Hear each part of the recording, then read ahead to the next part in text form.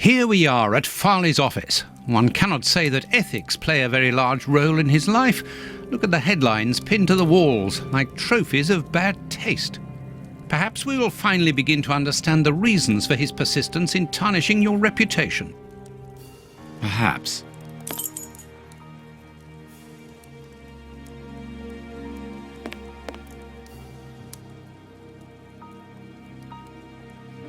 Coffee. It's still hot.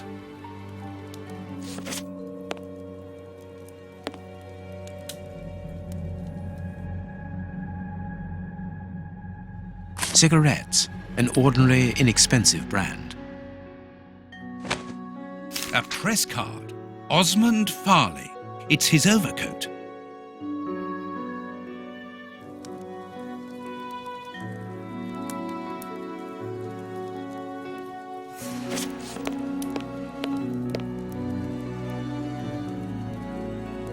This is an electric box.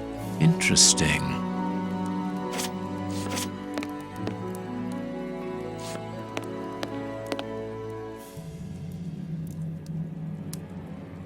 This door is locked.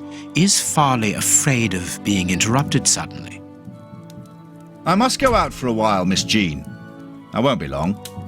Ask my appointments to wait, and send this message as a matter of urgency. Mr. Osmond Farley, I presume. Messrs. Holmes and Watson.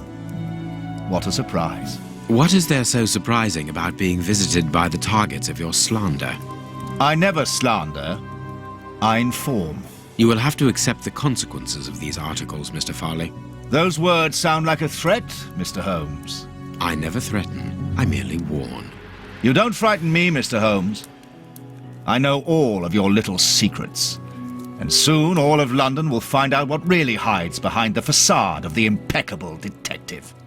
Thanks to my work, the whole world will discover the true Sherlock Holmes.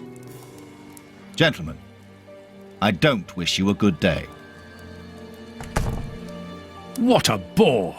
Even to the point of refusing to shake our hands. Which means that we can avoid having to wash them. Did you notice the crumbs on his jacket? He had just finished eating and his hands will be covered in grease, the same as his mouth. Slovenly habits. That's quite disgusting, Holmes. Do not be deceived, Watson. The workmanship in those tailor-made clothes indicate that he is a man who takes pride in his appearance. If Farley has left without brushing off his jacket or washing his hands, then it is because he spotted our approach and wished to avoid us at all costs. But why? We will find out by searching his office. The secretary will stop you. Please reassure me, Holmes, you don't intend upon knocking her out? Only if we exhaust every other viable alternative.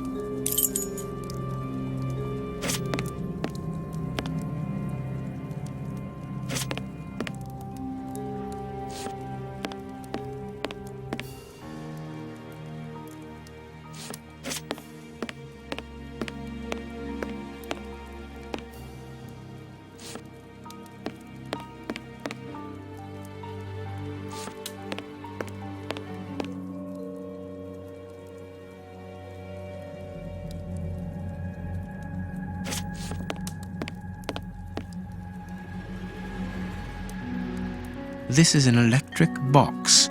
Interesting.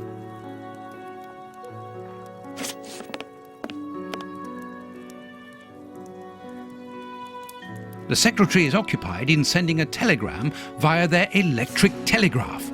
Farley asked that she should do so before he left. We must find a way of interrupting the transmission, which will oblige her to go to the telegraph office in Kensington. It will take her some time to get there, and if we add on the time it takes to send the telegram and then return here, we should have ample time to search the office without being disturbed. I suppose it's unnecessary to point out the illegality of this search? I'm afraid so.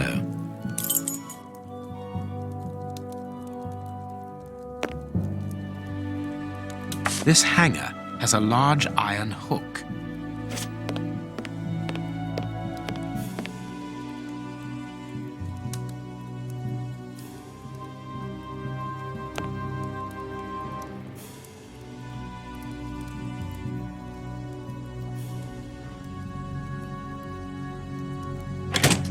I I can hear an electrical humming. The secretary is using the electricity supplied by this switch. Let us see if I can cause a short circuit.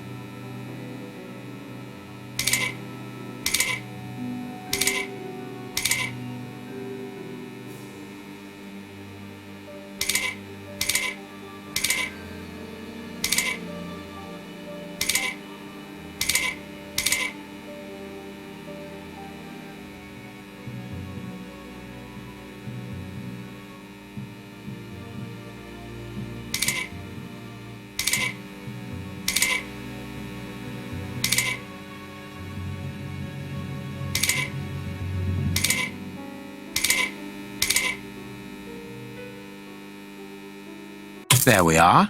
It is simplicity itself. Oh, that's just too bad. Get out quickly, Watson. I'm going to hide here.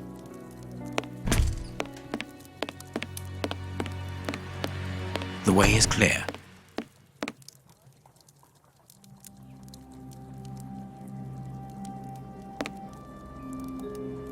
Let's go, Watson.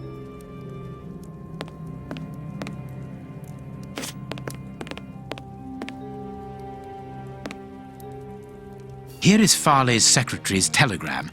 Nothing special here.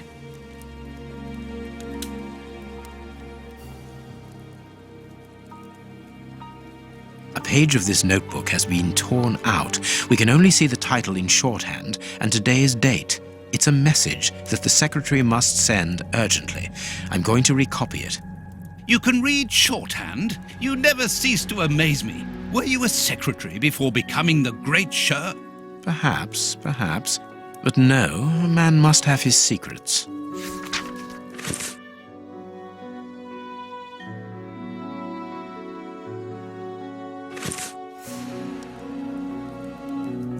The ribbon is missing from this machine.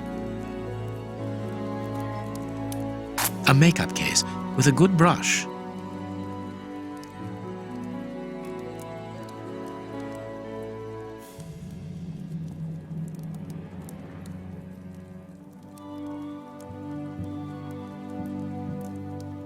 The secretary has just changed the typewriter ribbon.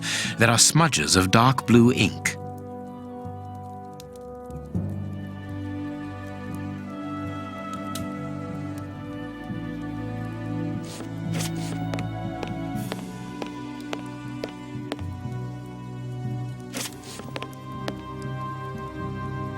The key is still in the lock.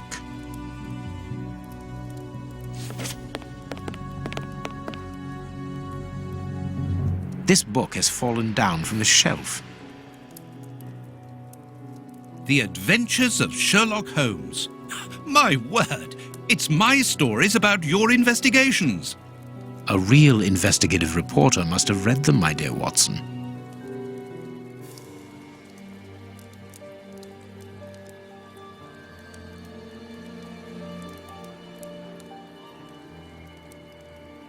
My adventures have fallen from this shelf.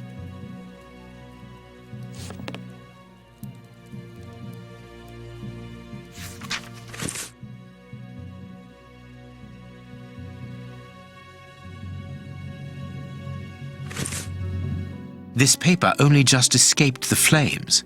But who is this note about? And who wrote it? I will deal with it later.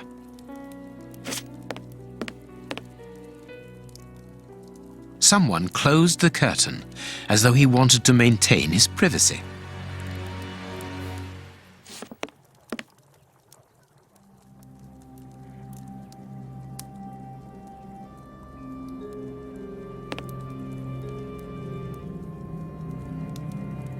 A bunch of keys, a telephone, a technological marvel. A number was written next to it quite recently.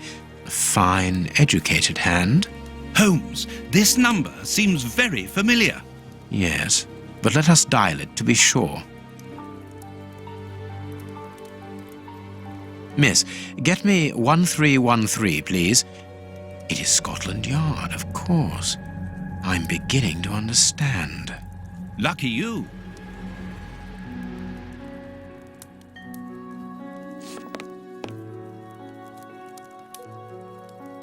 Judging from all the notes on the board, our reporter is an assiduous and organized worker.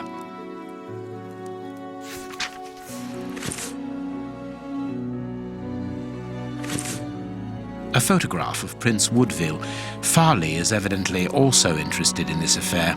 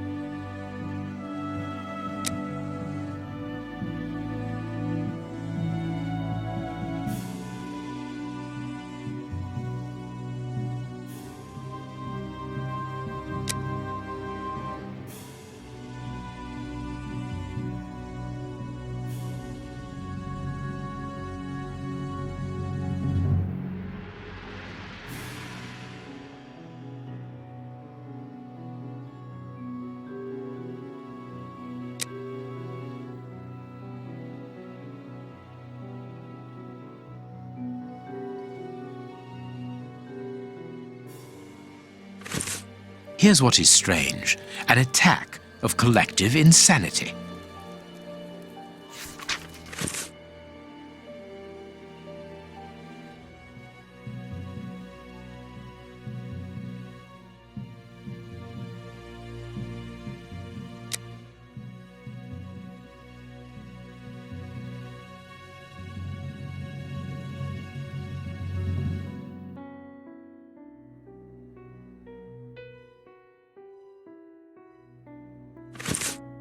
A horrible story, and rather a strange one.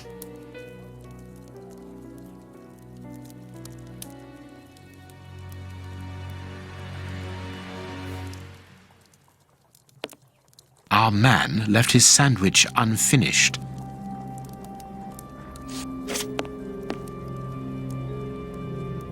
This armchair is out of place.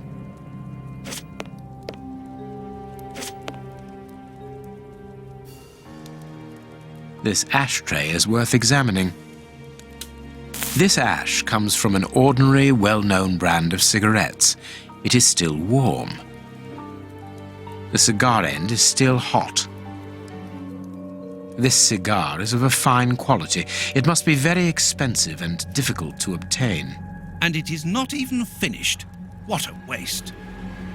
Farley was not alone when we arrived at his secretary's office. You are thinking of the owner of the cigar. Yes, the reporter smokes ordinary cigarettes. Can you smell the subtle scent of gingerbread? That is the characteristic odor of a Habano Clarissimo. Our mysterious visitor is a rich man, Watson. This category of Havanas is exorbitant, and I cannot imagine a cigar lover crushing out such a marvelous smoke before finishing it.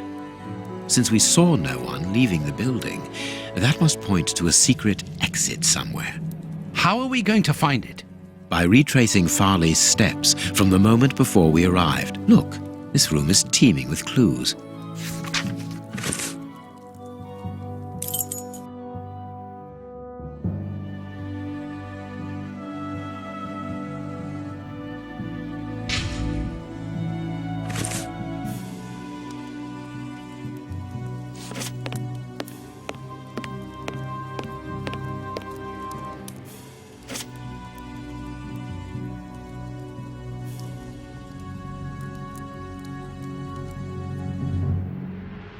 Someone has written something on a sheet of paper. There are traces of it remaining.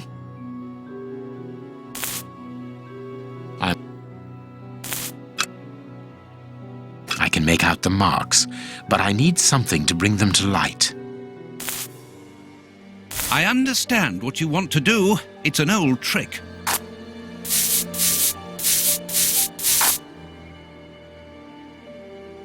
I can see what has been written. Please write it down. Very well, Holmes.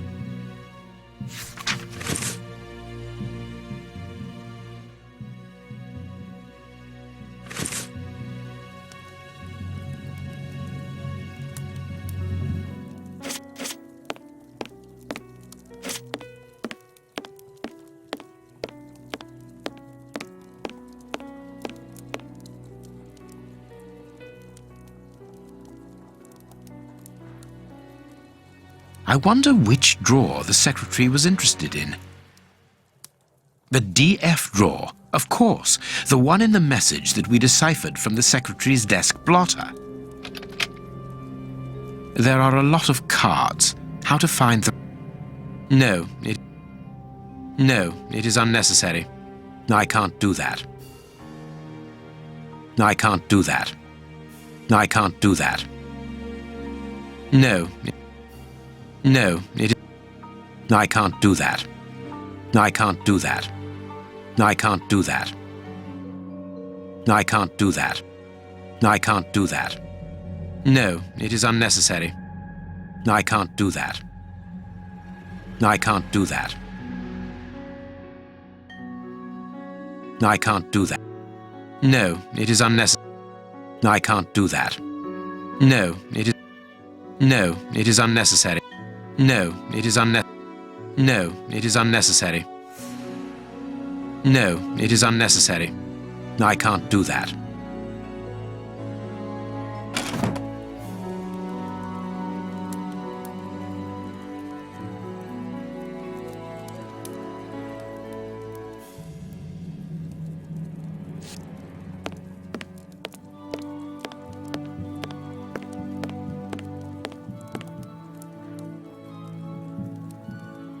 The secretary has just changed the typewriter ribbon. There are smudges of dark blue ink.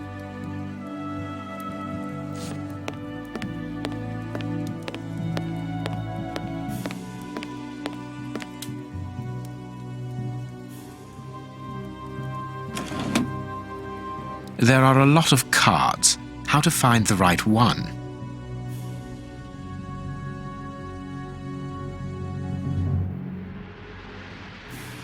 These blue stains come from an old typewriter ribbon. This card has been removed recently.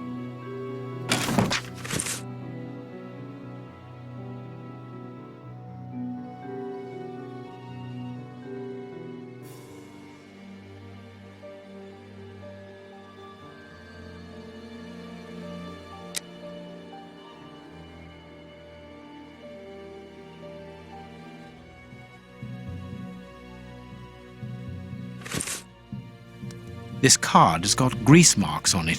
The reporter made them. Apparently he's making inquiries about Prince Woodville, too. But where do you come into all this? Look, if we pull the curtain a little, we can see out into the street.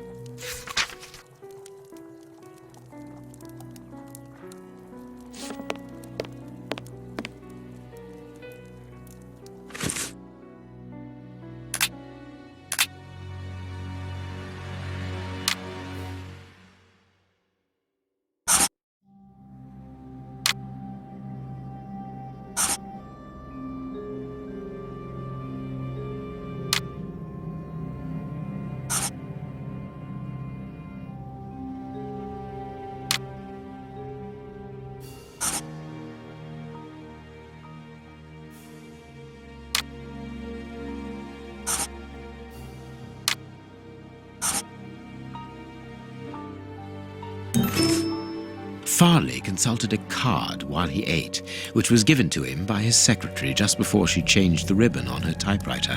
The reporter's greasy fingerprints are all over the card. When he went to file it away, he glanced automatically out of the window and saw us in the street. He closed the filing cabinet and rushed to lock his office door.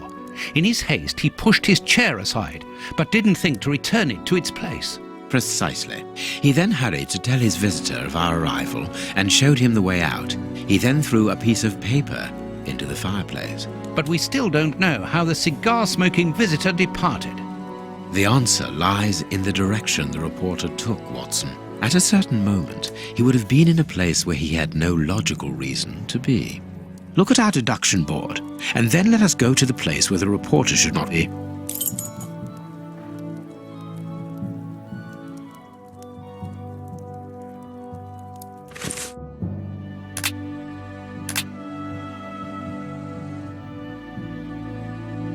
Perfect.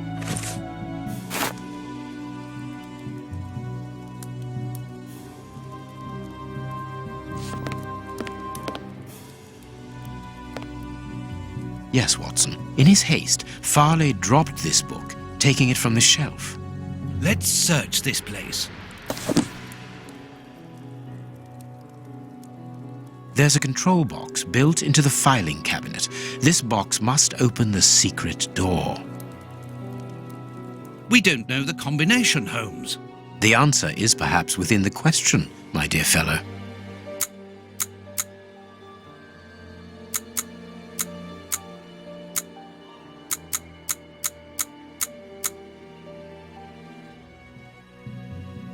There we are. It is simplicity itself. Let us go and look at this secret exit, Watson.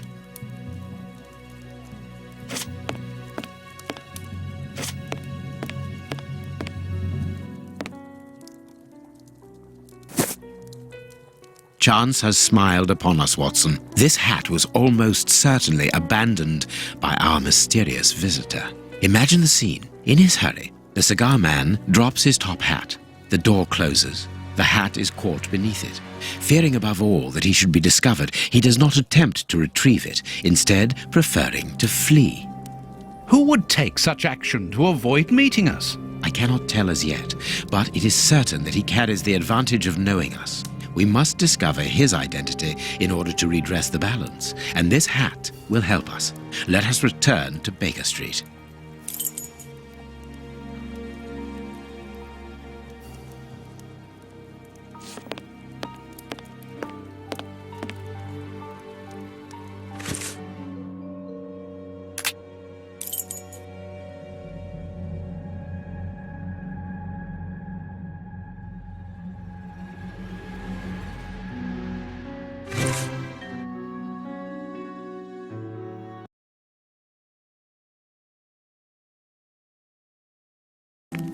Let's hope that an examination of this top hat will reveal to us the identity of its owner.